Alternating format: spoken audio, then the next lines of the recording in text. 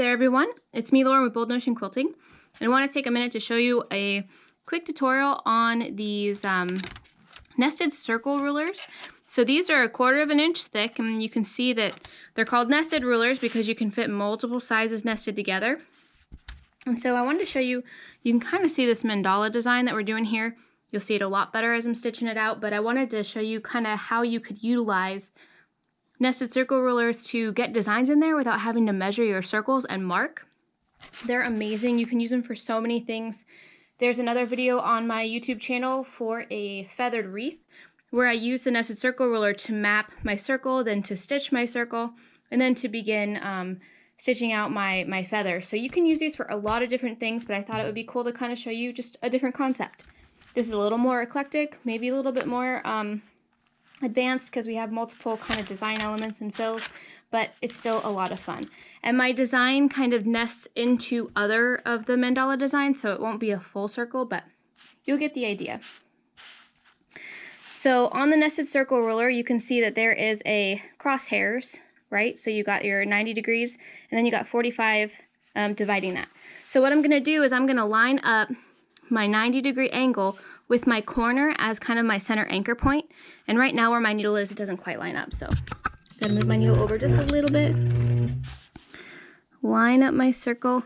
And I oftentimes when my design nests, try to get through this stuff first because it's part of it's missing and kind of like melting in behind it, and it's usually the hardest part to do. Okay, so I go up to my circle and it looks like the design's gonna kind of melt in there.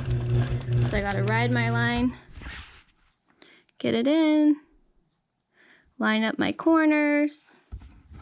I guess that went pretty well on spacing. Hold it down and stop. Now, my first one is 1.5 inches. That's the first circle ruler in here.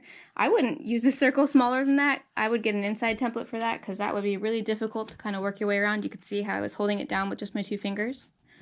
My next design, I thought I would leave enough space to kind of fill in the middle. So it's at 2.5 inches. The cool thing about these nested circle rulers is that they actually have a grip on them. And these are rulers that I carry on my website on boldnotionquilting.com in the ruler section, and then they're the nested circle rulers.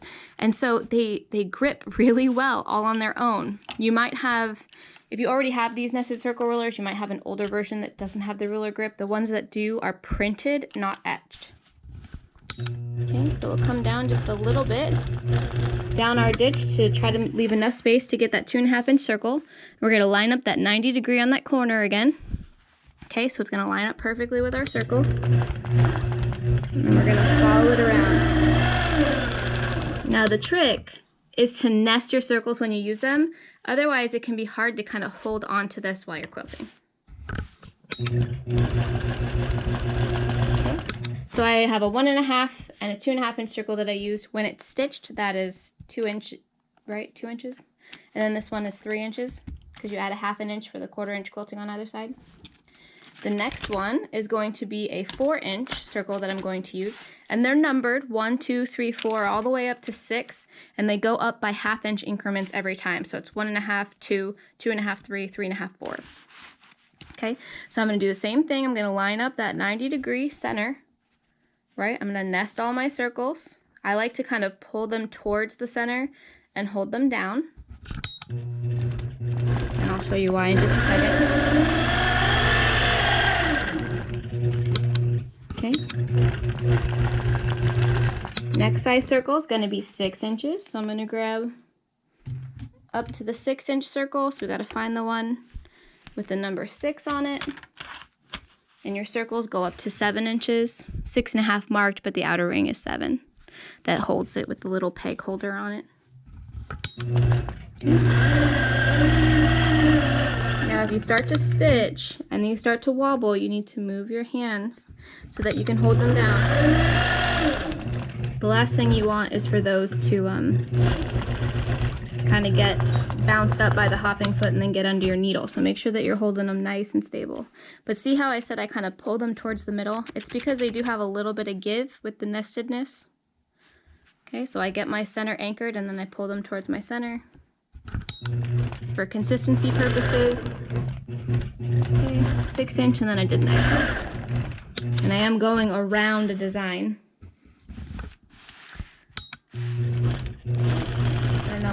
right up there like that. Now when I stitched the 6-inch circle, it turned into a 6.5-inch circle, and you do have a 6.5-inch circle. So if I get that on there and then nest it, I can echo it with ease. Line up my 90, pull it towards the middle, and you should see that, and it might be really difficult for you to see because it's the black quilt, but you should see that stitch line that we had made previously right under the edge. Okay. So I've set my circle spaces, and I'm actually going to have to do them here because I did it opposite of what I normally do, probably because I'm talking and quilting at the same time. I'm going to go in and I'm going to do my fills.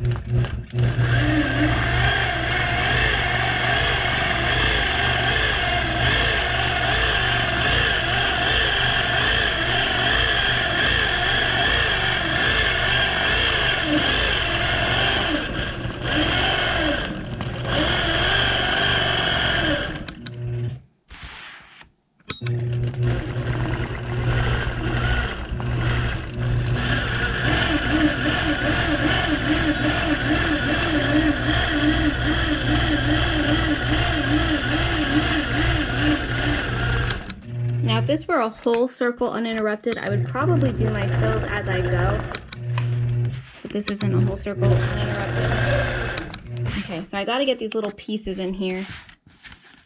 So I'm going to go ahead, and I got my 1.5 circle. We'll do it again. So we got our 2.5. And again, this isn't the finished stitch size. This is just the size circle that I'm getting, the 2.5. Do that fill, travel up the ditch, and then we need to go to the 4. So I'm going to grab all the way up to the 4, and I'm going to nest them, line up our 90. See how they push over? Get it stitched.